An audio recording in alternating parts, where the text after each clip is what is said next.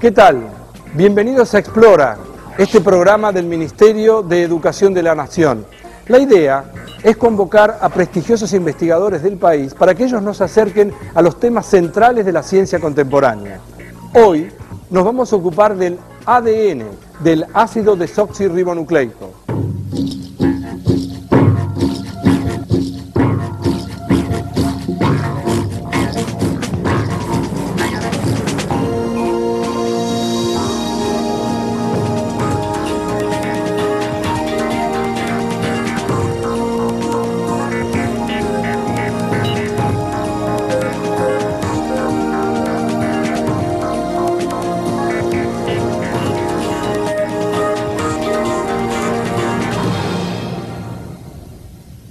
A ninguno de nosotros nos tuvieron que explicar cómo hay que hacer para digerir una manzana, o que nos tuvieran que enseñar cómo hacer para reconocer una cara, o cómo hacer para sonreír. De hecho, son operaciones muy complejas, hacemos muchas de esas, y ni siquiera sabemos cómo. Es que tenemos una cantidad de instrucciones que son muy precisas y muy exactas. Por ejemplo, si uno estuviera en una biblioteca, tendría algo así como 30.000 libros. En cada uno de los libros habría una instrucción, un gen. Por ejemplo, uno sacaría un libro de la biblioteca y diría, ¿cómo hay que hacer para enfrentar el frío? Pero la naturaleza ha encontrado un sistema mucho más eficiente para almacenar la información. Más eficiente, digo, que tener una biblioteca llena de 30.000 libros. Todas las instrucciones caben dentro de una célula, Es por eso que los invito a este viaje hacia el interior de nosotros mismos, para poder entender qué es el genoma.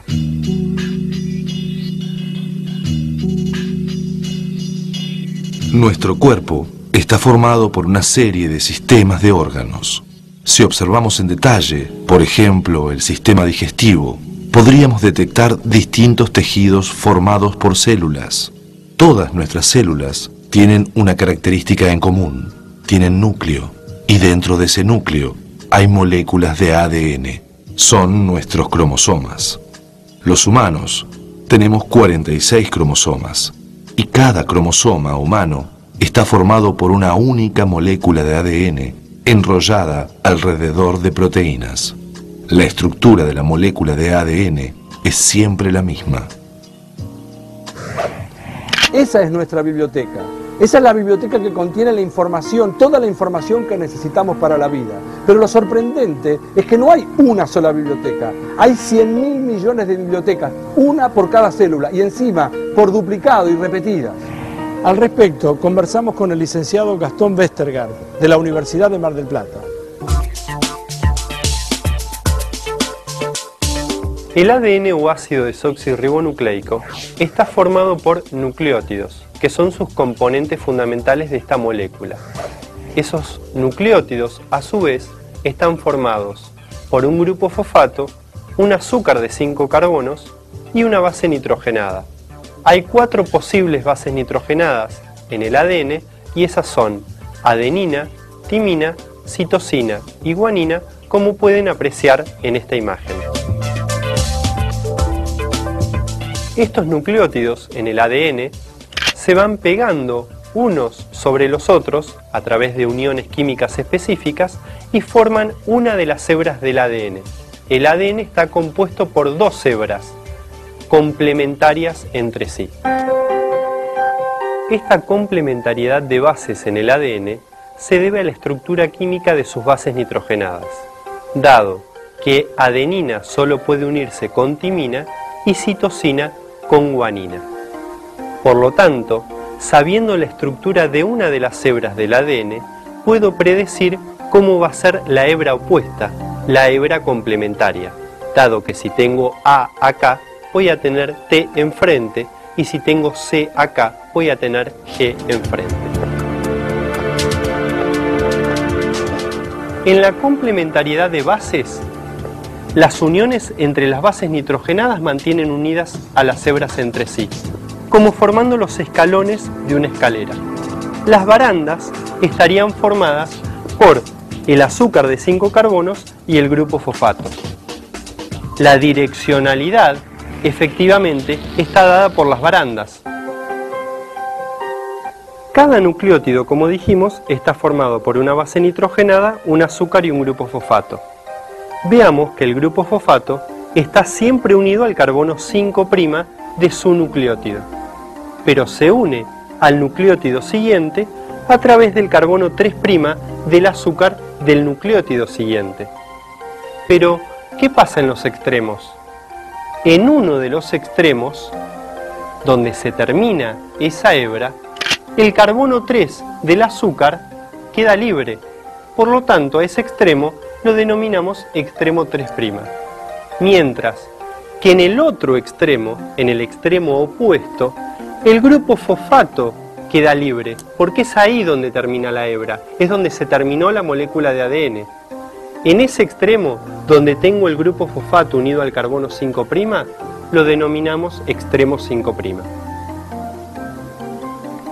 Que la molécula de ADN tenga dos hebras que son antiparalelas se debe a que en una de las hebras tengo un extremo 5', pero en la hebra de enfrente, en la complementaria, el extremo es el opuesto, el extremo 3'. Esto indica que las hebras son complementarias entre sí, pero corren en direcciones opuestas, son antiparalelas. Cada uno de nosotros tiene en su ADN las bases nitrogenadas ordenadas de una manera única, particular, casi como si fuera una huella digital. De hecho, conocer esta secuencia del ADN permite determinar, por ejemplo, la paternidad de un niño, o en todo caso, en la escena de un crimen, saber si esta persona fue o no el autor. Fuimos a consultar al doctor Daniel Corach, de la Facultad de Farmacia y Bioquímica, para entender cómo la utilización del ADN de esta forma permitió identificar a algunas de las víctimas de la dictadura militar.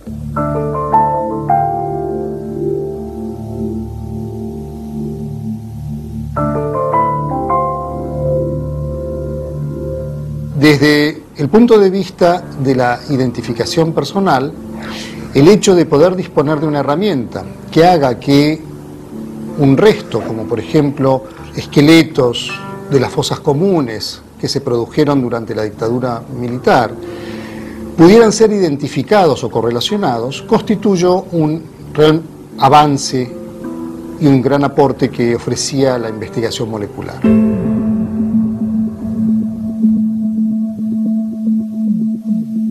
El análisis molecular de estos restos nos permitió, por un lado, reconstruir individuos, dado que conjuntos de huesos no siempre podían ser simplemente reconstruidos, y por otro lado, correlacionar la información presente en estos huesos, en estos cadáveres, con individuos vivos a través de la comparación de los marcadores genéticos.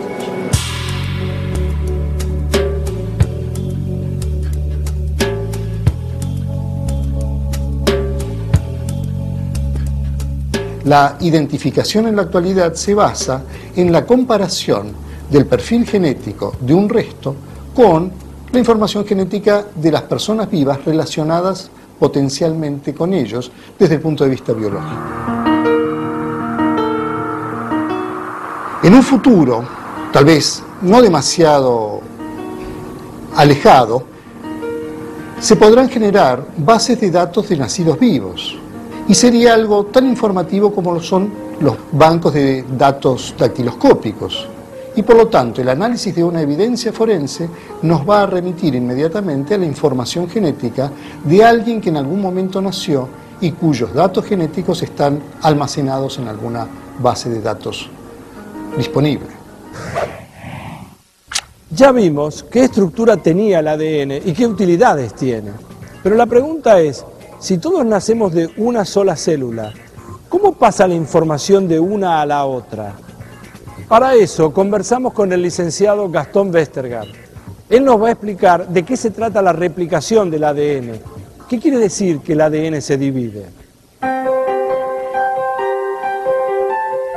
En el mecanismo de replicación del ADN intervienen numerosas enzimas. Una de ellas es la helicasa. La helicasa es la encargada de abrir la molécula de ADN separando las dos hebras. Cada una de las hebras va a servir de molde. Recordemos que el ADN tiene complementariedad de bases. Si acá tenía una T, timina, enfrente tenía una adenina. Esa complementariedad de bases es fundamental para entender el mecanismo de la replicación, dado que otra enzima, la ADN polimerasa, va a ir agregando uno a uno los nucleótidos complementarios a su hebra molde. Por ejemplo, donde yo tenía una guanina, va a agregar una citosina. Donde tenía una timina, va a agregar una adenina. Y así sucesivamente hasta terminar la replicación. Sin embargo, hay una restricción. La ADN polimerasa solo agrega nucleótidos en una dirección, 5', 3'. Por lo tanto, una de las hebras va más rápido que la siguiente, que va retrasada.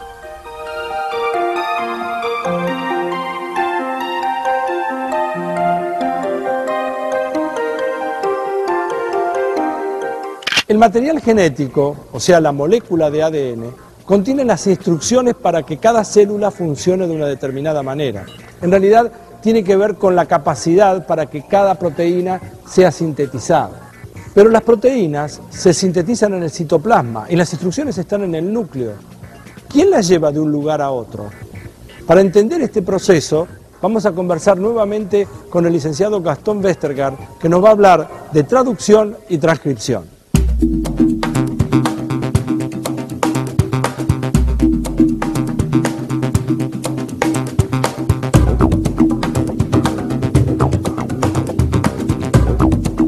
La información genética contenida en los genes dentro del ADN tienen información para fabricar proteínas. Ahora bien, nosotros decimos que somos como somos por nuestros genes. En realidad, somos como somos por las proteínas que nos forman. Tenemos el color de ojos que tenemos por las proteínas que forman parte de nuestra retina, o el color de pelo que tenemos por las proteínas que forman nuestro pelo. Por lo tanto, la información contenida en los genes tiene como fin último la fabricación de una proteína. Pero previo a eso, tiene que ocurrir un proceso, porque el ADN no puede viajar hasta los ribosomas y llevar la información para fabricar la proteína. El ADN está en el núcleo en una célula eucariota o formando un cromosoma circular en una célula procariota. El que lleva el mensaje de cada gen es un intermediario, un ARN, en este caso el ARN mensajero. Y cuando la información del ADN se copia a un ARN, se llama transcripción. La enzima principal encargada de transcribir un gen es la RNA polimerasa o ARN polimerasa. Los genes contenidos en cada biblioteca, en cada cromosoma, cuando se copia a través del proceso de la transcripción, en los eucariotas, o sea nosotros, ese ARN mensajero lleva partes que codifican, o sea que tienen información para fabricar una proteína, llamadas exones, esas porciones, y partes que no codifican para nada, basura, que son los intrones. Por lo tanto, ese ARN mensajero inmaduro, podríamos llamar, tiene que sufrir un proceso llamado splicing, en el cual las porciones que no sirven, no codificantes, deben ser sacadas, cortadas. Por eso ese mecanismo también lo podemos denominar corte y empalme. Cortamos lo que no sirve y empalmamos lo que sirve. Eso que sirve, el ARN maduro, va a ser lo que va a ir a los ribosomas a llevar la información para fabricar una proteína. Cuando el ARN mensajero sale del núcleo de una célula eucariota, llega a los ribosomas, el lugar físico donde ocurre la traducción, o sea, la síntesis de una proteína.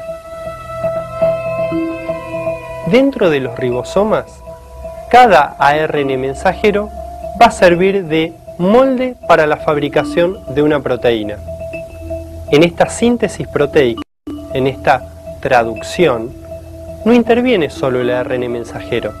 Como dijimos antes, intervienen los ribosomas, que están formados en parte por ARN ribosómico. Y también son muy importantes el papel que cumple el ARN de transferencia.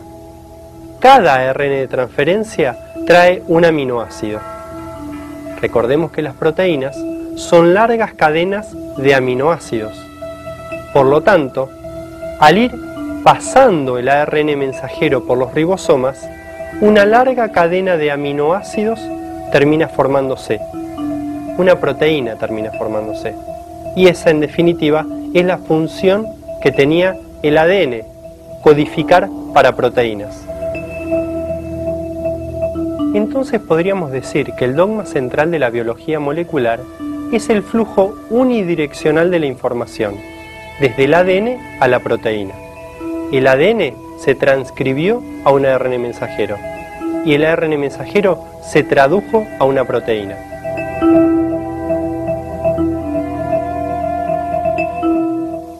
Y ahora, finalmente, ya sabemos qué es el material genético, de qué modo nuestros genes almacenan la información.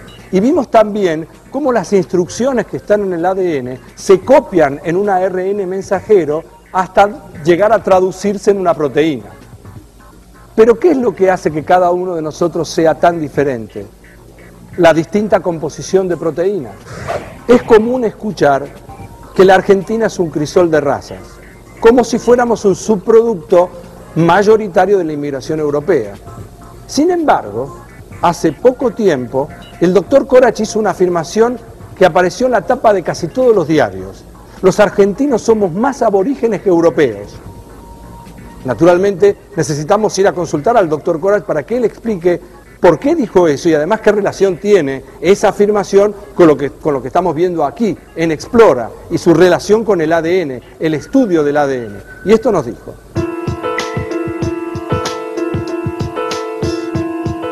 Se ha considerado y se considera actualmente en forma bastante generalizada que Argentina tiene una composición poblacional derivada fundamentalmente de un componente europeo, dado fundamentalmente por los inmigrantes que surgen desde la época de la colonia, en 1536 en adelante, y con los aportes europeos posteriores que van determinando una población que es, a juzgar por nosotros mismos, la más europea de toda América Latina. Sin embargo, cuando uno analiza información genética contenida en una muestra aleatoria de nuestra población, podemos detectar que esto no realmente se refleja desde el punto de vista científico.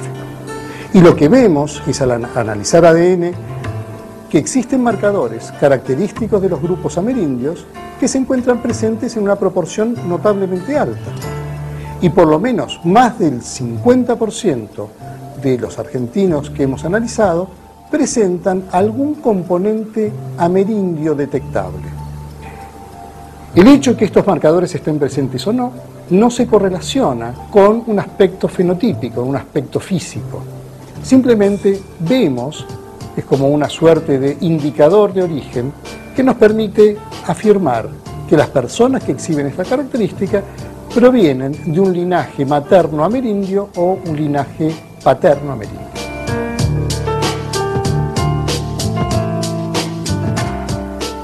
A mediados de la década del 80 ya se habían encontrado, aislado y secuenciado una decena de genes, todos ellos de importancia biológica, científica, médica. Es que los investigadores, la mayoría de ellos, ya habían comprendido la importancia de conocer la secuenciación completa del genoma humano. En el próximo bloque vamos a meternos justamente con eso, con el proyecto Genoma Humano, y también con algunos descubrimientos nuevos relacionados con la genética, como el splicing alternativo.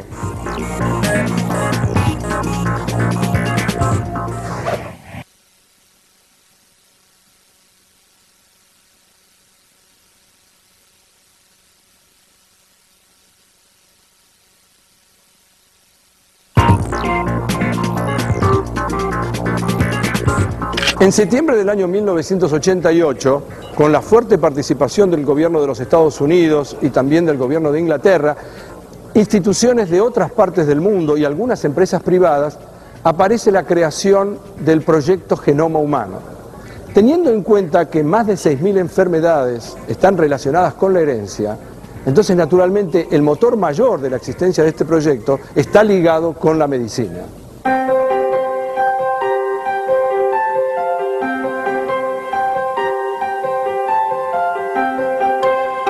El proyecto Genoma Humano es el programa más importante y ambicioso en biomedicina del siglo XX.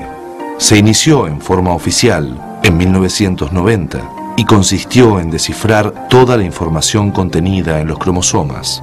Llevado a cabo por miles de secuenciadores de ADN en cientos de laboratorios esparcidos por el mundo entero, este proyecto generó controversias acerca de cómo se iba a manejar la información que surgiría del proyecto. En la mañana del 26 de junio del 2000, se dio a conocer al mundo el primer borrador de nuestro genoma. La información obtenida a partir de este proyecto fue, entre otras cosas, de vital importancia para entender cómo el cáncer o la enfermedad de Alzheimer se manifiestan por errores en el ADN y qué podríamos hacer para repararlos.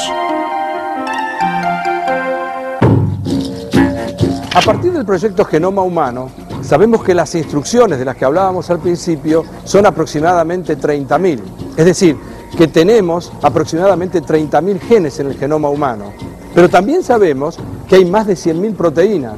Entonces, la pregunta es, ¿cómo es posible esto? ¿No era que un gen codificaba una proteína? Hay una explicación para todo esto. Existe un mecanismo llamado splicing alternativo, en donde el mismo ARN mensajero lleva instrucciones para fabricar más de una proteína. Y por eso, para entender este mecanismo, fuimos a hablar con el doctor Alberto Kornblich, que es del departamento, el jefe del Departamento de Biología Molecular de la Facultad de Ciencias Exactas y Naturales de la Universidad de Buenos Aires, y lo consultamos a él para preguntarle, Alberto, ¿qué es el splicing alternativo?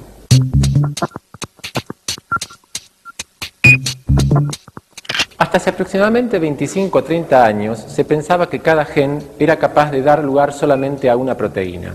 Hoy sabemos que el fenómeno es mucho más complejo y existen un 60% de los genes humanos que es capaz de dar más de una proteína. Por ejemplo, en el dibujo del pizarrón vemos que la transcripción del gen, como dijimos antes, da lugar a un ARN mensajero inmaduro que contiene los exones y los intrones que se encuentran en el gen. En este caso, exones 1, 2 y 3 con sus dos intrones. Ahora, en ciertas circunstancias, este ARN mensajero inmaduro puede dar lugar a dos ARN mensajeros maduros diferentes, uno que contiene al exón 2 incluido en él y otro que carece del exón 2. Esto significa que un mismo gen dio lugar a dos mensajeros maduros y por ende a dos proteínas distintas.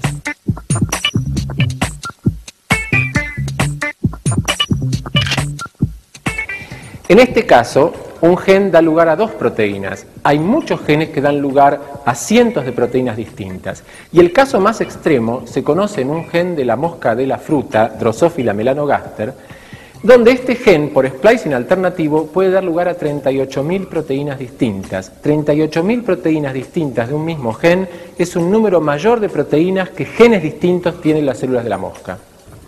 Es decir, que la diferenciación celular no solo va a ser la consecuencia de qué genes están encendidos o apagados en un tejido particular, sino también de qué proteínas distintas es capaz de dar cada gen por el proceso de splicing alternativo. El mal de Chagas es una endemia en el país. Hay más de 2.300.000 personas afectadas o portadoras de esta enfermedad. De hecho, el hombre es un hospedador, el hospedador. La vinchuca es el transmisor o el vector. Y hay un parásito intracelular, conocido con el nombre llamado Trypanosoma cruzi, que es el agente causante de la enfermedad. Hace años que varios laboratorios están intentando en la Argentina destruir este parásito. Uno de esos laboratorios es el INGEBI. Y fuimos a consultar allí al doctor Martín Vázquez como para poder entender qué relación hay entre el splicing y la destrucción de este parásito. En este laboratorio nosotros estudiamos algunos mecanismos de la enfermedad de Chagas, que es causada por el parásito Trypanosoma cruzi, como se ve en esta placa, que durante su ciclo de vida invade, penetra las células humanas en donde se replica. En particular, en este laboratorio nosotros estudiamos algunos mecanismos básicos del parásito, como ser, por ejemplo, el mecanismo de splicing, que a diferencia del splicing que ocurre en las células humanas, en donde es una sola tirita de ARN que se corta y empalma, en este parásito se necesitan dos moléculas de ARN físicamente separadas que luego se empalman para generar el ARN mensajero maduro que va a dar lugar a las proteínas del parásito. Nosotros estamos estudiando qué proteínas están involucradas en este proceso y en particular cómo esas proteínas interaccionan para llevar a cabo este mecanismo.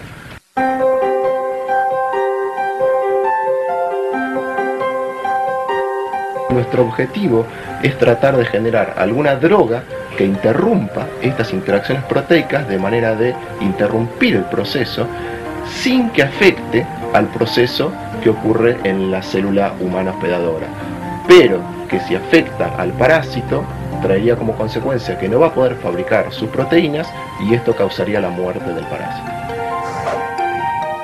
Cuando comenzó este siglo, el siglo XXI, y con la finalización del proyecto Genoma Humano, creíamos haber llegado al final de un camino. Es que habíamos aprendido, sabemos ahora cuáles son las instrucciones que están inscritas en nuestro material genético. Sabemos cuántos genes tenemos y cómo están compuestos. Pero esto que creíamos que era el final de un camino, en realidad fue como abrir una nueva puerta.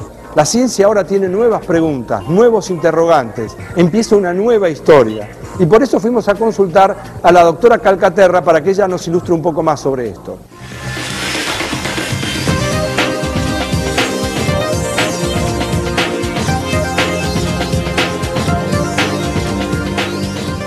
Una vez demostrado que la información genética estaba almacenada en la molécula de ADN y una vez conocida que la estructura del ADN era sencilla y que solamente 4 nucleótidos podían llevar toda la información, el desafío fue entonces descubrir las secuencias completas de nucleótidos presentes en los genomas de diversos individuos.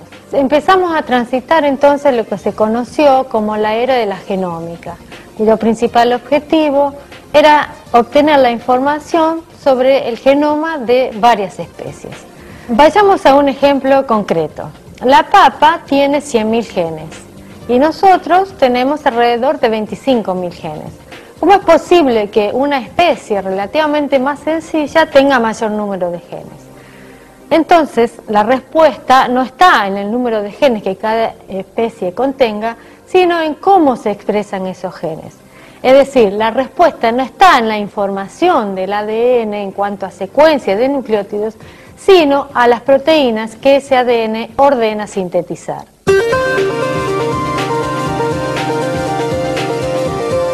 Entonces, en este momento, lo que estamos abocados es al conocimiento del proteoma de los diferentes organismos, es decir, la calidad de las proteínas que cada uno expresa.